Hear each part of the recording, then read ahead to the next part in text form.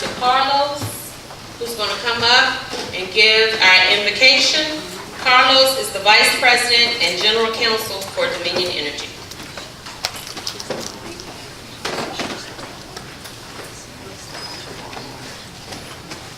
Good afternoon. Good afternoon. We can do better than that. Good afternoon. Good afternoon. Okay, there we go. So, great. So, I'm Carlos Brown. I am the Vice President and General Counsel of Dominion Energy. And I had the pleasure, the honor of coming and attending the last kind of open house meeting. I was actually able to sit back in the back and observe. And it was important for me to come because whenever Dominion comes into a new community, we like to make that community better. We like to find opportunities to invest in the community to enhance it. And what I think has happened in this context is that as we were busy focusing on the pipeline and working through the 600 miles, we dealt quite a bit with the landowners. But one of the things we didn't have the opportunity to do, and one of the things we didn't do as well as we should have, is deal with all of those people that are adjacent to the pipe itself. And so it was very, very important for me to come and to share and to make sure that you all understood that we heard you. We heard that this pipeline and this compressor station are going to change this community in some way. And we have to make sure that that change is a pivot point that allows this community to be enhanced and to improve going forward. So, since we were here last, we have been busy at work, talking about safety, community, jobs, and economic development. We have put together a safety task force that is working with the community, working with the emergency response team, engaging them to determine if there are any additional training needs or equipment needs to make sure that this community can feel confident and safe with the addition of this new infrastructure. Likewise, with the community, there has been a community partnership initiative that's been formed where several of your community members have been meeting with us, both individually and collectively as a group, to talk about various community enhancement projects and opportunities. And then jobs. We heard very loud and clear that we always hear that jobs are going to come and there's going to be an opportunity to benefit the community, but at the end of the day, the jobs seem fleeting.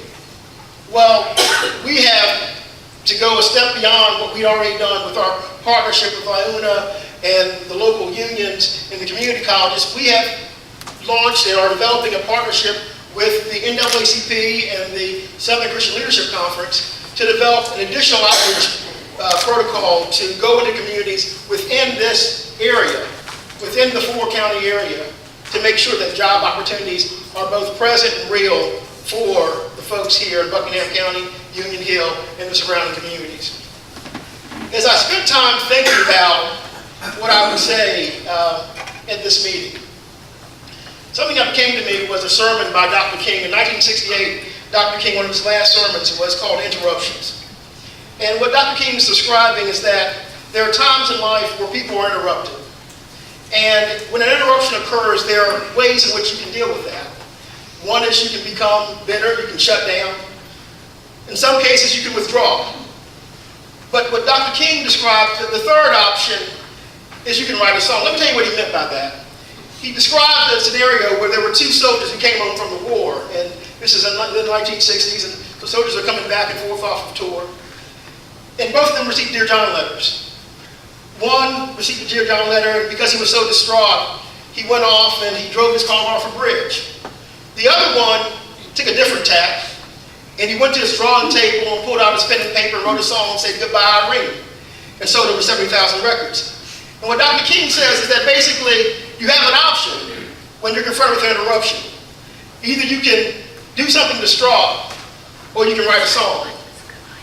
Part of why I'm here, part of what I want to talk to you about is how do we create a song and a pivot point for this community? How can we allow the entrance of Dominion Energy and ACP and all the resources that we have to bear, how can we use that to enhance this community and to make it better? So Today, you're going to hear a lot about the questions that you raised in our last meeting. You're going to hear about safety, environmental impacts, and the community opportunities.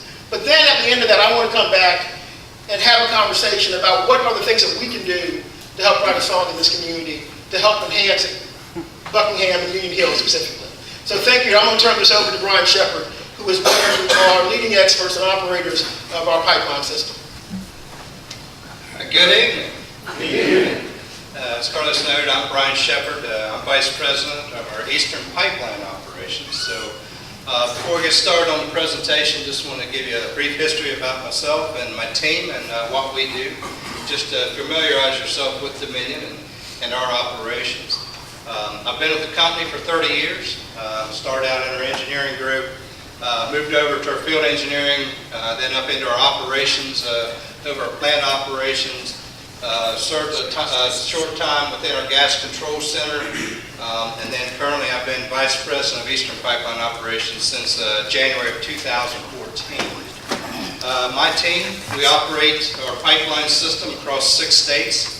That includes Virginia, West Virginia, Ohio, Pennsylvania, New York, and Maryland are the states we operate. The Atlantic Coast Pipeline will actually add the 7th state of North Carolina to our operations. We operate 7,800 miles of pipeline. That includes transmission, storage, our gathering and liquid pipelines. Also, we operate 111 compressor stations. We operate major M&Rs and interconnects with all pipelines across the Northeast and the Mid-Atlantic, as well as we operate 17 storage fields in West Virginia, Pennsylvania, and New York. So we're one of the largest in the nation for our underground storage.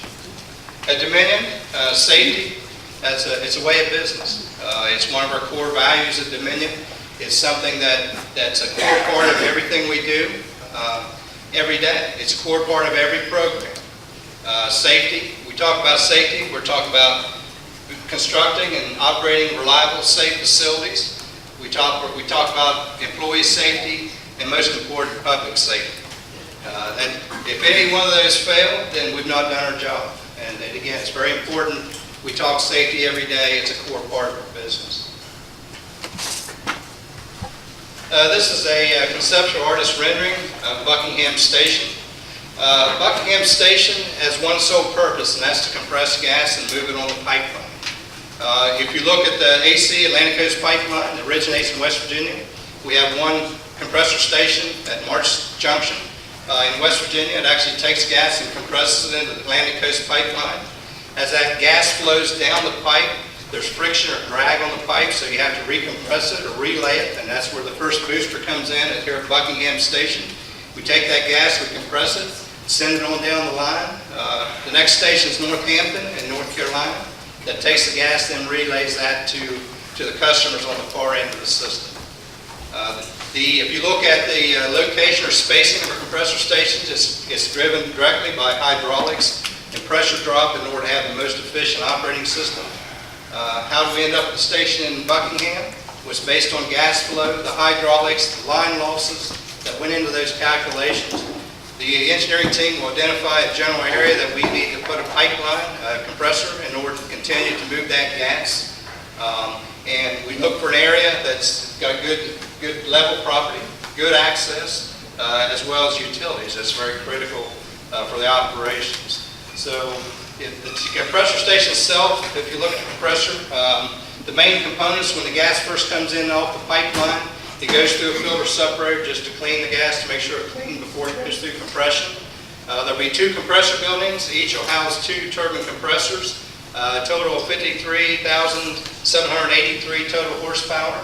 After the gas goes through compressor and it's compressed, you run it through a cooler. It's an air fan cooler that actually cools the gas before it goes back into the pipeline. In addition to that, there'll be a separate building that handles our auxiliary equipment. There'll be an air compressor for instrument air and controls. There will be a boiler system for building heat in the wintertime, and also we'll have a backup generator package for backup power supply for the facility.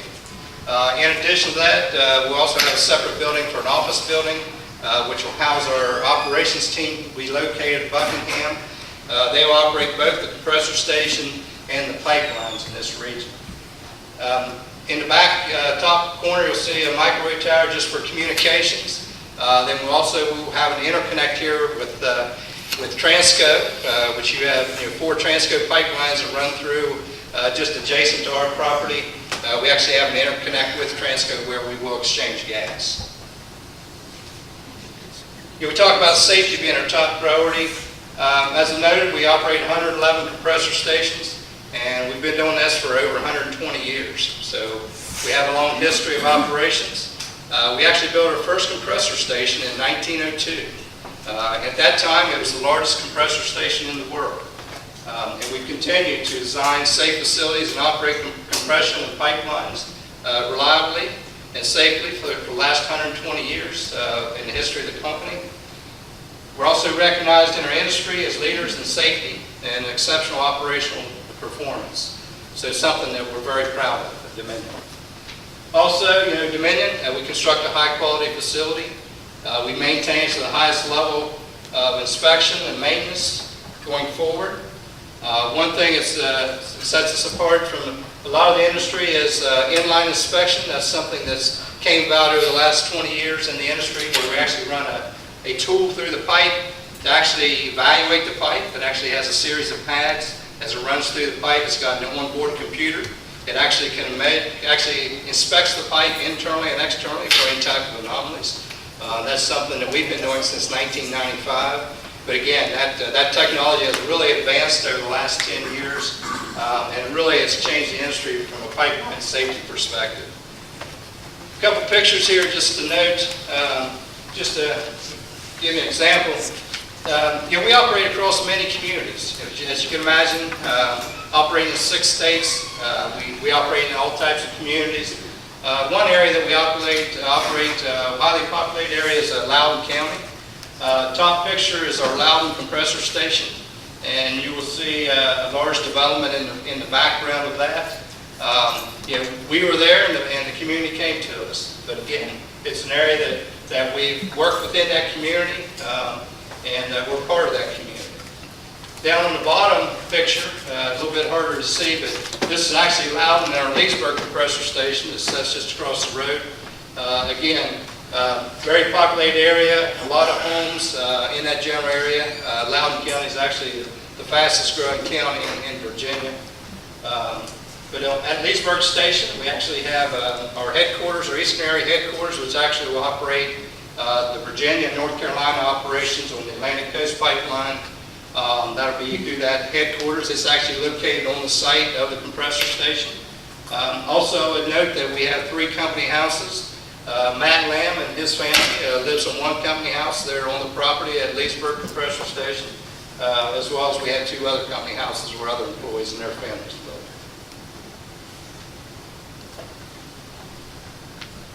If you look at a typical compressor station, and Buckingham compressor station, it will be a fully automated station. Of the 111 compressor stations we have, 41 of those are fully automated, in that we can operate, we can monitor, we can operate those facilities from our gas control center. If you look at the levels of protection, there's multi-layers of safety features built within that compressor station. First off, you have local safety shutdowns. Every piece of equipment, all equipment in the facility actually has a control system on it that actually monitors the diagnostics of that machine. It's monitoring speed, it's monitoring temperature, it's not monitoring the load across that unit, vibration. If any of those get to a limit, it'll actually shut that piece of equipment down to protect it.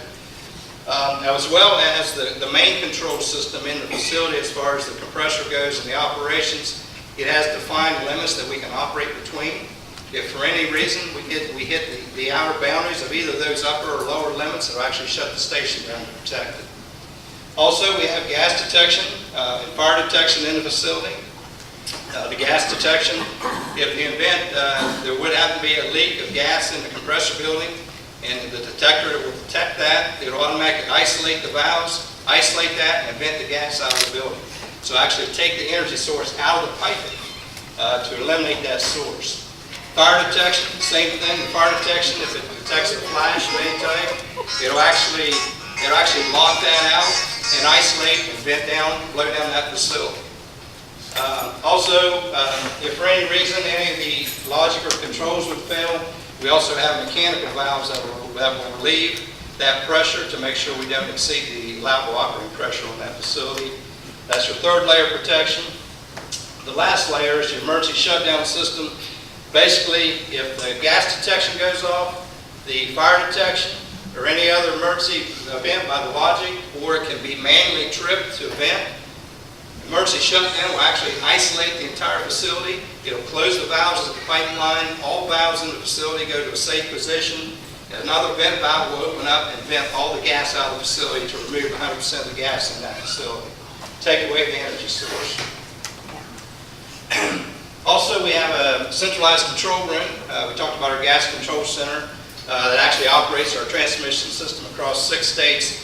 A very highly trained, highly regulated group that actually operates our system. Our gas control center is actually monitored or controlled under PHMSA, control room management guidelines.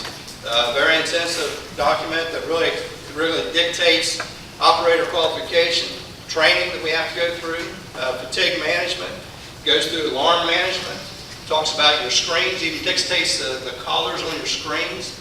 Very detailed control room plan that actually ensures the safety and the qualification and the experience that we maintain in our gas control center.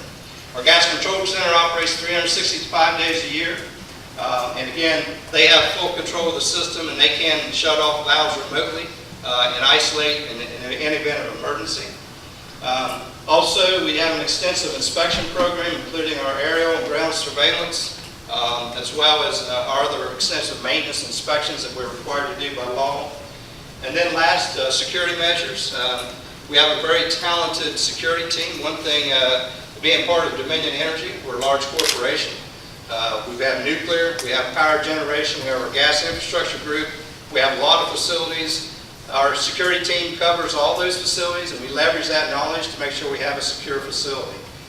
As you noted here, we have the facility will be fenced. We'll have limited access gates to access the facility, as well as we'll have cameras on site that will be monitored by our control center to ensure that we don't have any issues from a security perspective. You know, one common question, anytime we construct a new facility, what's the noise level? How loud is it going to be?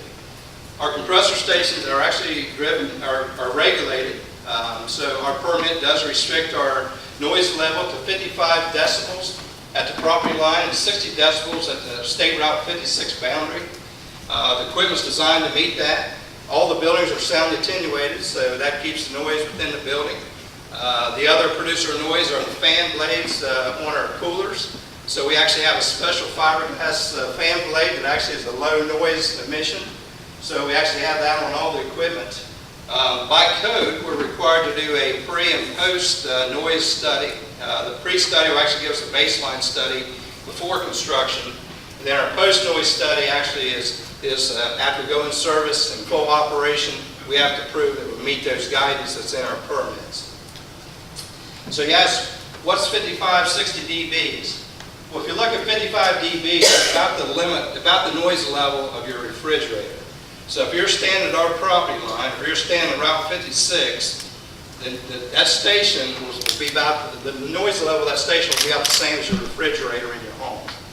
If you look at other things compared to your air conditioner, it's almost high 60s. So it's louder than what our compressor station will be. A vacuum cleaner is about 75 to 80. A lawnmower, 95 decibels. So again, that's the noise. So just for comparison of what our compressor station will be compared to what you normally are used to hearing. You know, the other thing, another topic is emergency preparedness. You know, again, we operate over 6 states. We operate in hundreds of communities. We deal with hundreds of emergency responders. It's something that we work with very close with emergency responders. We want to be on a first name basis. We get out, we work with our emergency response teams. We make sure they know who Dominion is. They know what facilities we have and what we operate. In an event of emergency, they know what roles and responsibilities are. And again, the last thing we want in an event of emergency is to arrive on site and we're doing introductions and trying to figure out who's doing what, because time is critical. And that's one thing that we really want to stay focused on is public safety. So if you look at our program, and if there is an unlikely event of emergency and you call emergency responders out, they're not there to address our facilities. Our facilities, the valves isolate, we've been off the gas to a safe area. We've taken care of our facilities. Their sole purpose is to make sure the public is safe and they take care of your needs in the public. That's one single source. That's one thing that the emergency responders are focused on. So really what we do, pre-construction planning, we meet with emergency responders. We've actually met with the county planning, our emergency responders, opened up discussions. But prior to construction, we get out, we meet with our emergency response teams, we introduce ourselves, we let them know what we have planned, construction-wise. And we make sure if we identify any gaps or if there's any concerns, we make sure we address that before we start construction. Once the facility is near completion, we'll bring those emergency responders into our facilities. We'll actually do a tour. We'll actually show them what we do, familiarize them with Dominion, let them know what our facilities are. And we'll talk about emergency plans, talk about training, what needs they may need. We actually have an online database where our emergency responders can go to actually get all of our emergency contact information across our system. We also have fact sheets on there about natural gas and facilities. And also we provide training. There's online training that our emergency responders can actually go online and get their certifications. So that's all provided to all of our emergency responders across our system. And then last, we do annual meetings. We go annually, we go across our entire system, across all 6 states. We conduct emergency response meetings, invite all the emergency responders in. Actually, in 2017, we did 54 meetings across the system. Those meetings will go to a centralized area, maybe bring in 2 or 3 counties in the surrounding area, bring them in, provide training. If there's new faces, we want to make sure they understand who Dominion is and what we operate. We provide training, we provide input, get feedback from them, answer questions, let them know who we are, make sure we're all on that one name, first name basis. And again, we support our emergency responders throughout our operating area. They often attend many of our training sessions throughout the year. We also provide support, donations, equipment, and things that they may need to make sure they're prepared to respond in the event of emergency. If you look at our emergency plans, we do have multiple emergency plans. Our general emergency plan is a plan which covers our entire system. Our general emergency plan actually defines call sheets, notifications. It's got all our emergency numbers come into our gas control center, so they have a series of sheets that they ask questions if someone calls in. Guess what the first question on the sheet is? Are you in a safe area? Every emergency that comes into gas control or control center, first question is, are you in a safe area? We go through, also contained within our general emergency plan of 14 scenarios of different types of emergency events that could potentially exist, and specific action plans on things that we need to do. We also have then we have a site-specific emergency plan, which is specific to the site. We have a draft for Buckingham Station. The site-specific emergency plan actually has everything that's specific to that facility that we need to respond. It has emergency numbers of the emergency responders, the local law enforcement, the utilities, our customers, internal notifications. It's got numbers in there as far as our contractors that we might need for support. So it's specific to that station or that facility. So that's our site-specific plan. Our next step here at Buckingham, this is our commitment to the community here tonight. And we've started discussions is having a task force, which will include Dominion, our company personnel, our government representatives, our local emergency services coordinator, and our local first responders. We want to bring everybody together. Let's talk. Let's make sure we understand what's coming as far as construction goes, what the plan is. We'll talk real high level as far as operations, what facilities we'll have here once we're completed and be operating. That task force will prepare recommendations and procedures And those procedures will be shared with community members, which each of you, prior to the start of construction.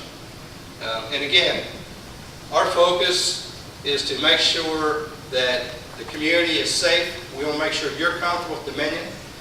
Very proud of our operations, very proud of our history of operating safe, reliable facilities, protecting the public, protecting our employees. So something that we're very proud of, and we want you to be proud of having Dominion in your community. So we commit to work with you to make sure you're comfortable. All right, I think next up, back up to Richard Gangle, environmental. So I'm Richard Gangle. I'm the Director of Environmental Services for Dominion. I've had the opportunity over the last several months to talk to a lot of you in meetings just like this, to listen to your concerns and to try to discuss and answer any questions that you may have. And, you know, I want to thank you for inviting us back in here tonight to continue that dialogue. You know, when I talk about environmental, the first thing I like to discuss is Dominion's commitment to environment. You know, we take great pride in trying to protect the resources in the communities where we live and where we operate. And I've heard from the community here that you have that same pride in the natural resources and environment here. When I talk about Dominion's commitment, you know, we strive not just to comply with a regulation. You know, our goal is to go above and beyond a regulation to try to protect the environment. Here at the Buckingham station, the proposed station, we've done that through what, and you may have heard the term, best in class. Early on, we determined that we were going to put technology here that was truly best in class. And that technology's sole purpose is to lower emissions and to try to minimize venting. Now, many of you were at the DEQ informational briefing about the draft permit. And you heard the DEQ talk in some technical detail about a lot of these technologies. I don't want to bore you with all the technical details of all the acronyms, SCR and all that.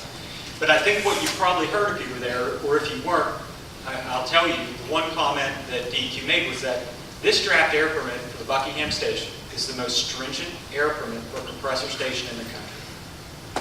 The most stringent air permit in the country for a compressor station. And the reason for that is because of the technology, this best-in-class technology, that we decided to put on very early on in the project. Now, what does that mean from a practical perspective? What that means is that the Buckingham compressor station has 4 to 10 times less emissions than the recently permitted compressor stations in Virginia of another company. 4 to 10 times less. So when I talk about our commitment to go above and beyond, this is what I'm referring to. Now, we also have tried to take additional measures to try to show how we're protecting the environment. One of them was we agreed very early on with the DEQ to actually perform some modeling. And this modeling looks at the potential impacts the compressor station could have in the community from an air emissions standpoint. This modeling is typically not done for a facility of this size. It's normally only required for much larger facilities. But we worked with DEQ, and they approved a modeling protocol that we executed, and it's out there for public consumption on the DEQ's webpage. And what this modeling shows is that the compressor station, the air quality after the compressor station would be installed, at the most operation the compressor station could put out, is still well below the standards that the United States EPA has set up to protect human health and the environment. And when EPA sets those standards to protect human health, they're not setting it for a healthy 25-year-old individual.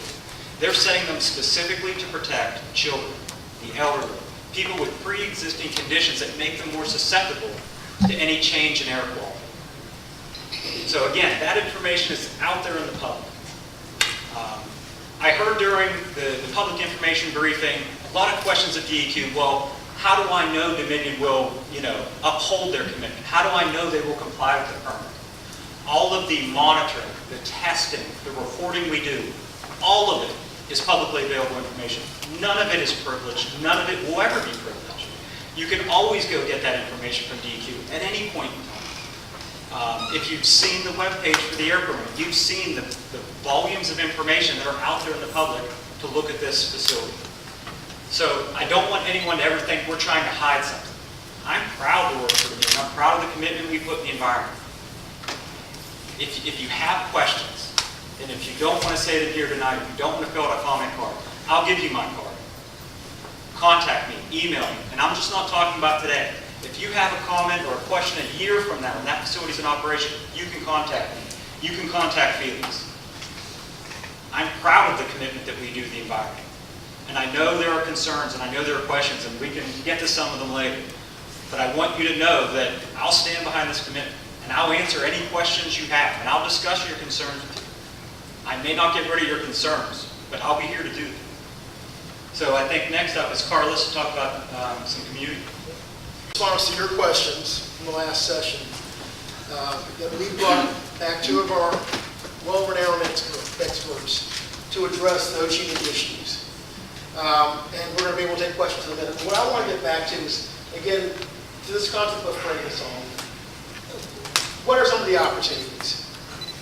Anytime that there is a new investment in infrastructure in a community, there are opportunities for economic development.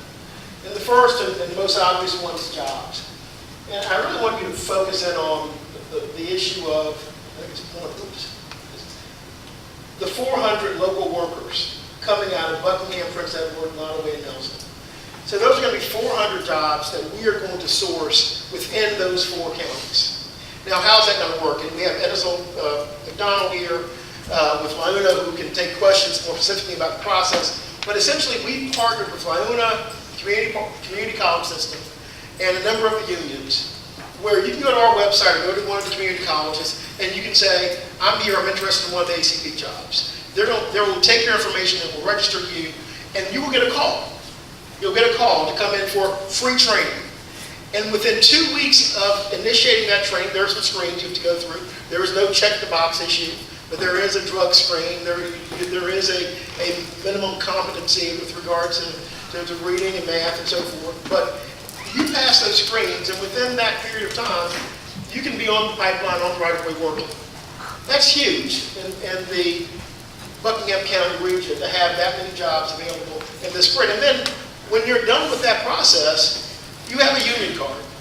That means you have the ability to be called up to go to work on other projects. And I was talking to Mr. McDonald a little earlier, he was describing that some individuals get called up to go on additional jobs in other parts, in other regions, large infrastructure projects such as, laying sewer line and other types of infrastructure projects. So those jobs and those skills are transferable, and they're long-term and they're real. And they have the opportunity to really change and impact people's lives in a different way. The other thing that we've done, again, to make sure, because we heard people say that, well, how do we know that those jobs will come to our community? How do we know they're not going to go to other communities?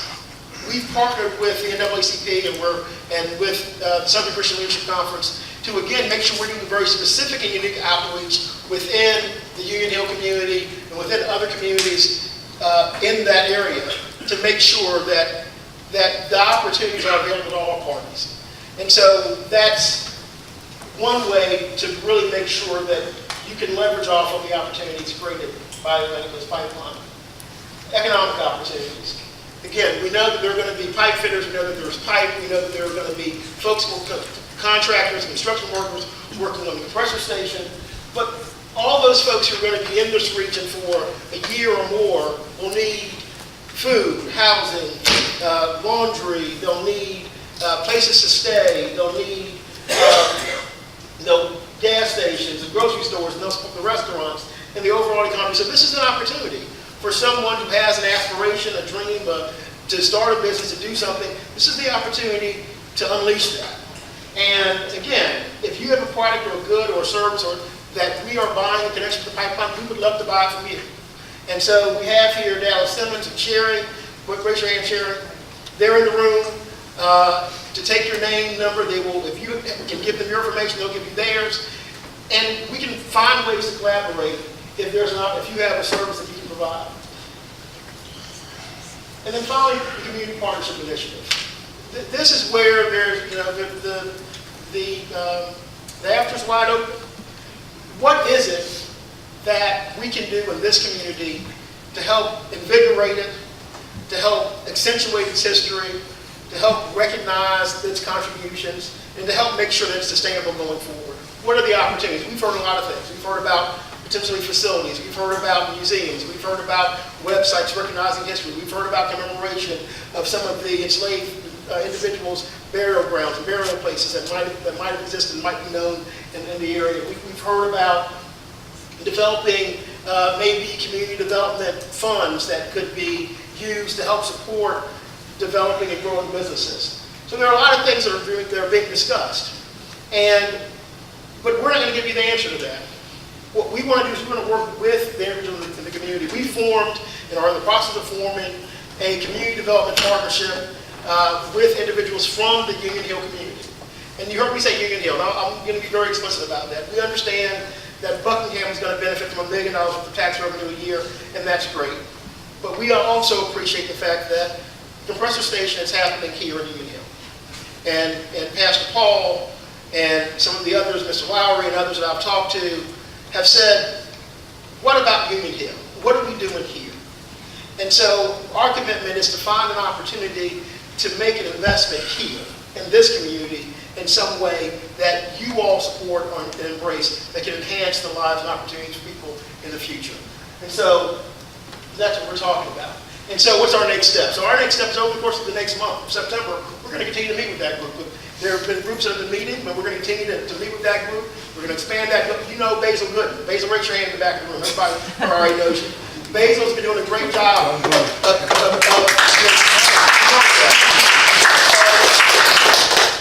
of making sure we hear from you and making sure that we understand what your unique concerns are. And so we're going to continue to rely on Basil, but we're not just going to rely on Basil, we're going to be here. I had the opportunity to come last week and just visit and travel around and spend some time in the community. And what I've learned is that there are great people in this community that have great histories and great legacies and great families. And we want to find a way to allow that to continue and to enhance that. And so we're going to work with Basil, we're going to work with individuals who are willing to engage. And again, I understand, I'm not asking anyone to change their overall position on the pipeline. But what I'm saying is that if this is an interruption, then we need to figure out how we're going to move on from that interruption. Are we going to write a song? So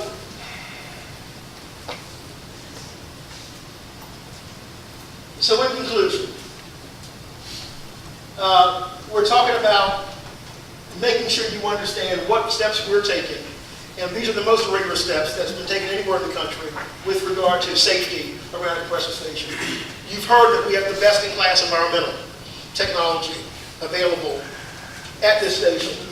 And we're talking about developing and working with this community in a real narrow and focused way about trying to find opportunities to enhance this community. So we're going to come back in October. And we're going to come back and we're going to talk about the progress we've made in that process. And prior to the next meeting, we're going to continue to meet with the community partnership. We're going to continue to talk about workforce development opportunities. We're going to continue to work with the local emergency and first responders to develop and understand what other needs they might have to help make sure that this community is comfortable. And we're going to be here. So with that, I'm going to turn it over to the moderator, and we're going to open this up for some questions.